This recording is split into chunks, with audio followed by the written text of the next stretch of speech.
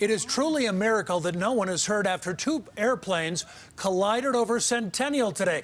One making it safely to the ground thanks to that parachute technology. It landed just outside Cherry Creek State Park. The other plane took a heck of a beating in the collision.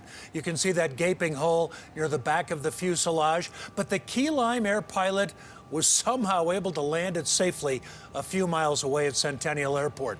Certainly a story unlike anything most of us have seen. Tonight, there are still a lot of questions as to how it happened and how those pilots were able to maintain control. Here's a look at the airplane's flight paths leading up to the crash. Using data from FlightAware, you can see each plane approaching the airport from opposite directions. Then they cross paths. The first time, the two planes are still more than 2,000 vertical feet apart.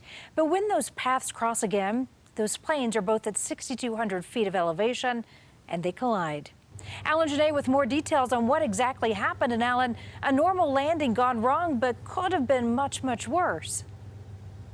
Well, what happened here was that two planes were trying to land at Centennial Airport on parallel runways coming in at the same time.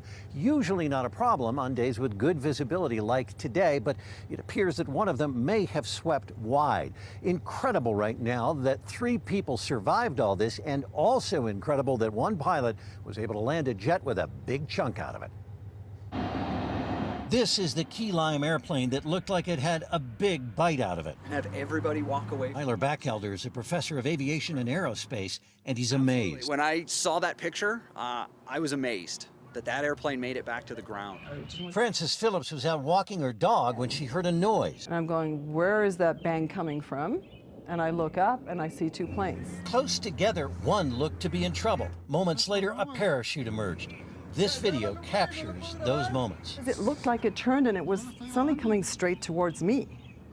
And I didn't want it to land right where I was, so I just ran. Moments before, the tower warned the smaller plane's pilot. 6 Delta Juliet, do not overshoot the final. Sir, 6 Delta Juliet, do you require assistance? But it was apparently too late. Then the other pilot. Tower, Key Lime 970, declare an emergency. We had, looks like the right engine failed, so I'm going to continue my landing here. But somehow he was able to put it down safely. Frances Phillips expected to find people dead or injured, but discovered the pilot and passenger fine. I'm so grateful that absolutely everybody who was involved in that, when they got up this morning, they're going to go to bed tonight, and that's good. That is good. Now, Lime Air tells me the pilot of that Fairchild Metroliner carrying cargo from Salida didn't know until he finished landing that there was a chunk out of his plane and it wasn't an engine problem. And that Cirrus plane, a smaller aircraft, had that parachute which started to be added to smaller aircraft about 20 years or so ago. And this one, it seems, may have really played a key role in potentially saving the lives of the pilot and passenger on that plane. In Centennial, I'm Alan Janae, covering Colorado First.